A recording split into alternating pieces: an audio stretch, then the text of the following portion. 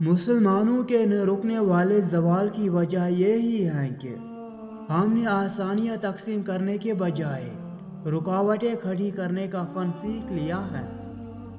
توبہ کے لیے گناہ کرنا ضروری نہیں، توبہ تو بذات خود ایک عبادت ہے، جتنی کی جائے اتنا ہی نکھار پیدا ہوتا ہے۔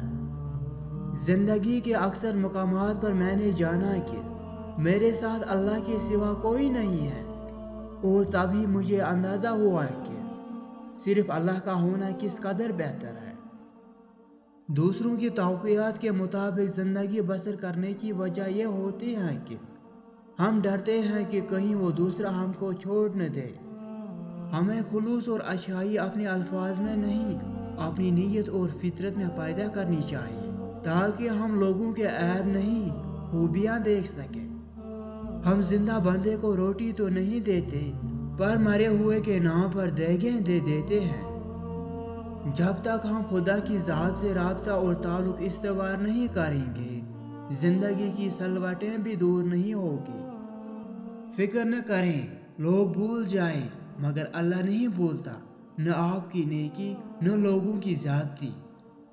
انسان ایک ایسا غافل منصوبہ ساز ہے کہ وہ اپنی ساری پلاننگ میں کبھی اپنی موت کو شامل ہی نہیں کرتا۔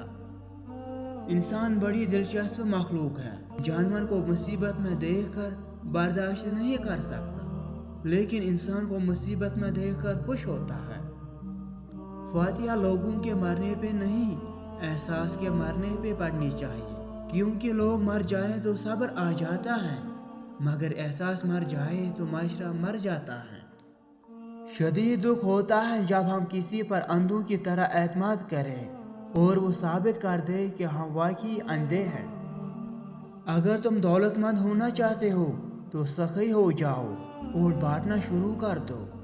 تمہارے رزق میں سے دوسروں کی ضروریات پوری ہو رہی ہیں تو تم بہت خوش نصیب ہو کہ اللہ تمہارے رزق کو پاک کر رہا ہے۔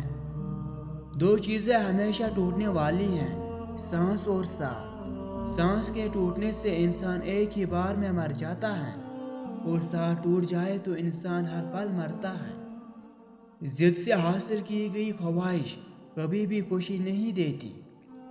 بچوں کے نمبر آ جانا، آپ کا خوش شکل ہونا، آپ کا چہرہ اچھا ہونا، آپ کی رنگت گوری ہونا، یہ محض عطائے خداوندی ہے۔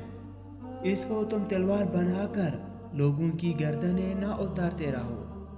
مجھے فرانس کے ملاحوں کی یہ بات بہت اچھی لگتی ہے کہ جب وہ سمندر میں اترنے لگتے ہیں تو بڑی مختصر سی دعا مانگتے ہیں، یا اللہ تیرا سمندر بہت بڑا ہے اور میری کشتی بہت چھوٹی، ہم پر رحم فرما۔